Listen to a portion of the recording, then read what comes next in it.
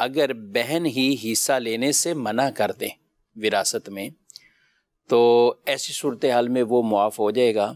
یا پھر بھی بہن کو وہ حصہ دینا پڑے گا؟ وراثت ایک ایسا شرعی حق ہے جو کہ اللہ تبارک و تعالیٰ کی جانب سے اس کے مورث کے انتقال کے وقت جو ہے وہ وارثین کے لیے مقرر ہو جاتا ہے،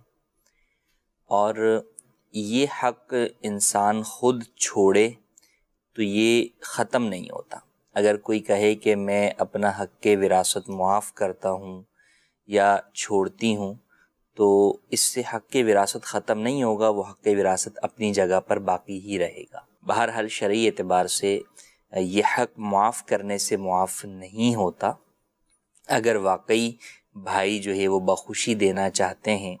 اور بہنیں پھر بھی لینے پر کسی وجہ سے راضی نہیں ہیں تو اب اس صورت کا جو دو طریقے ہیں، دو میں سے ایک طریقہ یہ ہے کہ ان کا جو بھی حصہ بنتا ہے وہ انہیں دے دیا جائے، ٹھیک، کیش کی صورت میں جو ہے وہ دے دیں اور وہ اس کے اوپر قبضہ کر لیں، اپنے ہاتھ میں لے لیں یا اپنے اکاؤنٹ میں ٹرانسفر جو ہے وہ کروا لیں۔ اب اس کے بعد وہ واپس کر دیں،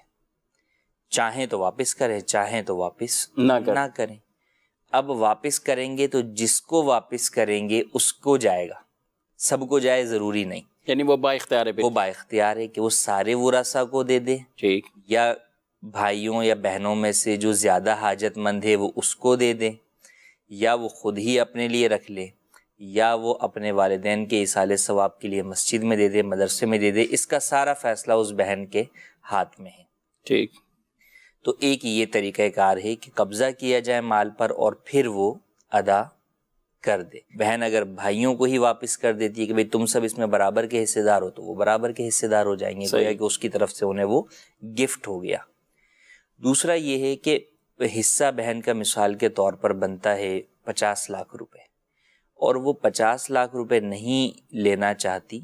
تو وہ والد یا والدہ جس کا بھی ترکہ تقسیم ہو رہا ہے ان کے سامان میں سے کوئی ایک سامان لے کر وہ جدا ہو جائے اور گویا کہ اس چیز کو لے کر بقیہ حق کے وراثت سے وہ دستبردار ہو جائے۔ مثال کے طور پہ بھی والد کی ایک دکان تھی جو کہ 10 لاکھ روپے کی تھی،